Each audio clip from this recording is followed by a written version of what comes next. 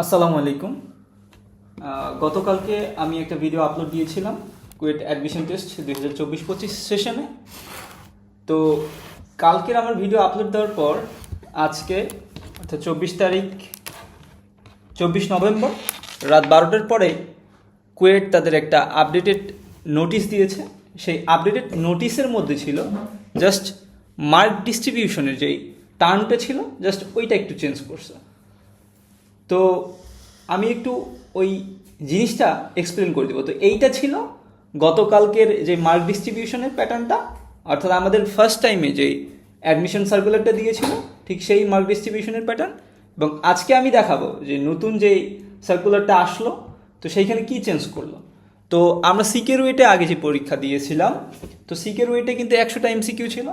সেই ফিজিক্স আমি একটু লিখতেছি।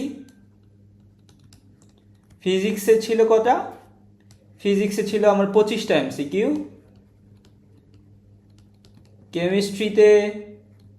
কেমিস্ট্রিতেও ছিল আমার 25টা এমসিকিউ।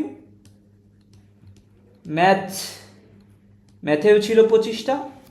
দেন আমার ইংলিশেও ছিল 25টা। সিকের ওয়েটের আমরা যদি আগের প্রিভিয়াস ইয়ার্সগুলো লক্ষ্য করি তাহলে আমরা দেখব যে এই 25টা এমসিকিউতে পার এমসিকিউ 6 মার্কস করে।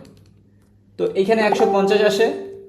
দেন এইটাতেও 6, 150, এইটাতেও 6, 150। আর ইংলিশে পার কোয়েশ্চেনের জন্য মার্কস ছিল 2 মার্কস করে। তো এইখানে ছিল 50।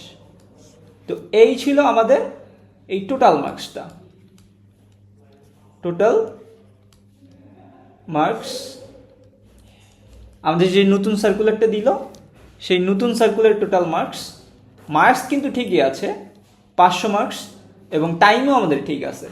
তো এইদিকে আমি লিখছি কি সাবজেক্ট, এদিকে এমসিকিউ, এদিকে মার্কস। তো আশা করি যে আপডেটেড সার্কুলারটা দিয়েছে সেই আপডেটেড সার্কুলার জাস্ট আমার এইটুকুই চেঞ্জ ছিল। তো আমার সম্পূর্ণ ভিডিওটি ঠিক ছিল, কিন্তু এই আপডেট করার জন্য ভিডিওটা আরেকবার রিপিট করার লাগলো এবং এই টপিকটা রিপিট করার লাগলো। তো এই ছিল আজকের ভিডিও। ধন্যবাদ সকলকে। একটু জেনে নেবেন এবং সবসময় কুয়েটের যেই পেজ আছে, কুয়েটের যেই নোটিশ পেজটা আছে, সবসময় অ্যাডমিশন ক্যান্ডিডেটরা ওই নোটিশ পেজটা একটু লক্ষ্য করবে।